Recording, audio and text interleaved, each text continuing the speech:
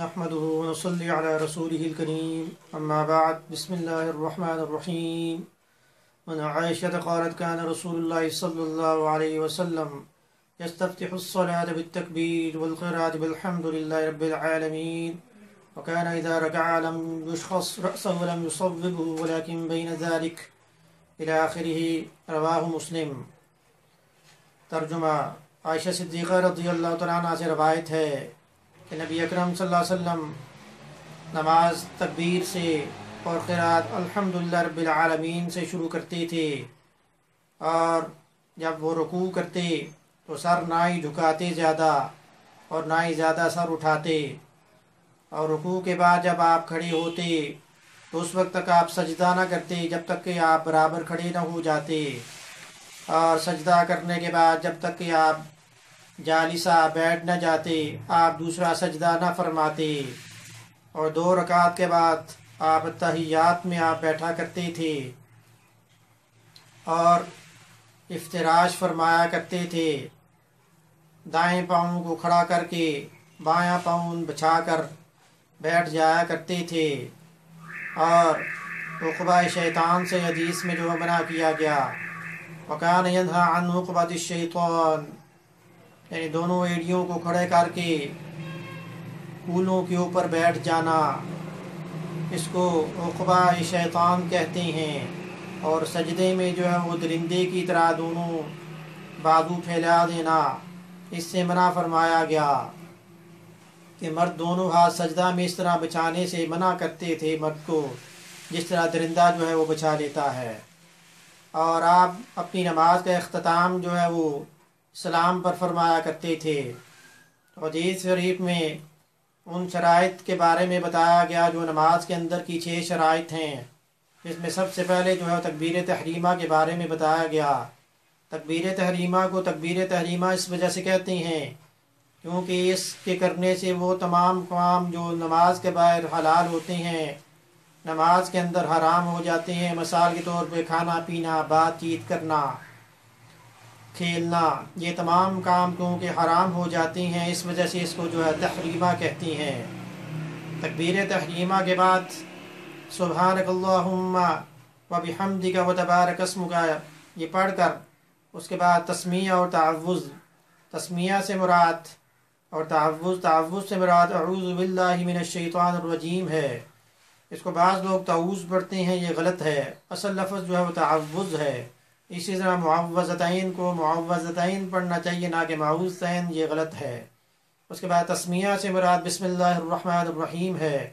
حدیث میں یہ بات آ رہی ہے کہ نبی اکرم صلی اللہ علیہ وسلم قرات کی ابتدا الحمدللہ رب العالمین سے شروع فرمایا کرتے تھے، یعنی بسم اللہ الرحمن الرحیم وہ آہستہ آواز سے جو ہے پڑھا کرتے تھے۔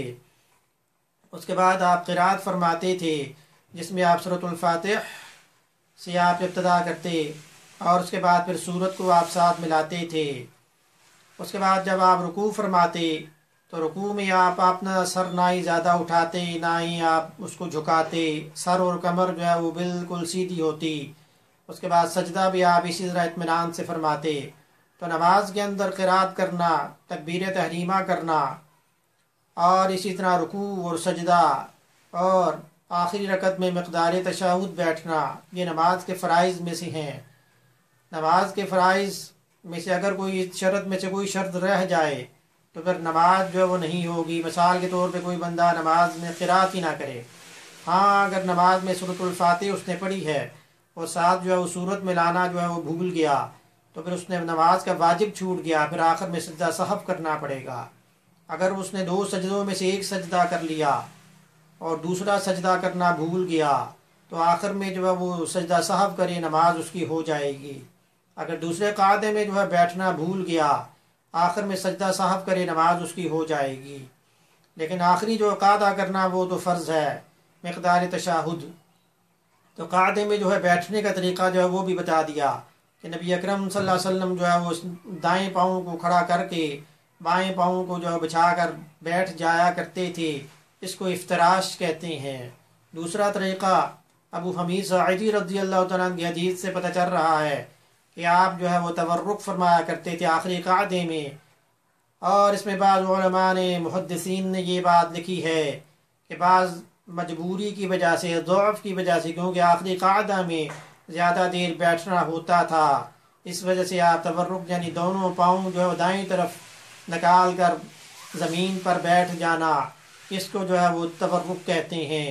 اور عقبہ شیطان سے مراد، جس نے علامہ طیبی رحمۃ اللہ علیہ نے فرمایا کہ دونوں ایڑیوں کو کھڑا کر کے ان کے اوپر بیٹھ جانا، اس کو عقبہ شیطان کہتے ہیں، یعنی اس طرح نیچے سجدے میں جانا یا اٹھنا اس سے منع فرمایا گیا۔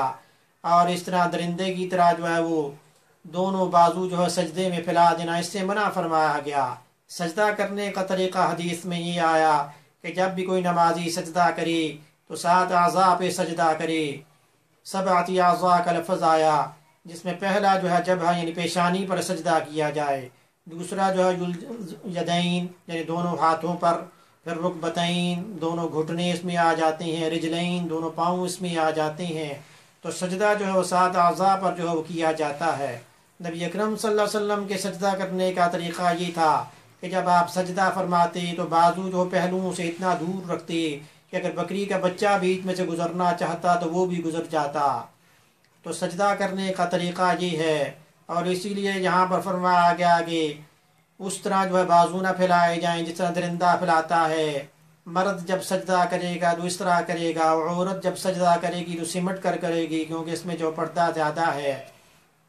تو نماز کے آخر میں یہ بتایا گیا کہ سلام سے جو نماز کی اختتام ہوگا، جس کو تحلیل کہتے ہیں، یعنی وہ کام جو نماز کے اندر حرام ہو گئے تھے نماز پڑھنے کے بعد وہ حلال ہو جاتے ہیں اختتام پر، مثال کے طور پر کھانا پینا، بات چیت کرنا۔ تو یہ نماز کے اندر کے جو شرائط جو ہیں ان کو پورا کرنا ضروری ہے، اور جب تک نبی اکرم صلی اللہ علیہ وسلم کی نماز کے مطابق نماز نہ ہوگی تو پھر اس کا وہ اجر وہ ثواب کیسے مل سکتا ہے؟ صلو کما رأیتمونی اصلی۔ تو نماز جو ہے وہ ایک اہم چیز ہے۔ عربی میں نماز کو صلاۃ کہتے ہیں، فارسی میں نماز کہتے ہیں۔ نماز، روزہ و قربانی و حج یہ سب باقی ہے، تو باقی نہیں ہے۔ اللہ پاک ہمیں عمل کرنے کی توفیق عطا فرمائے۔ وما علینا الا البلاغ المبین۔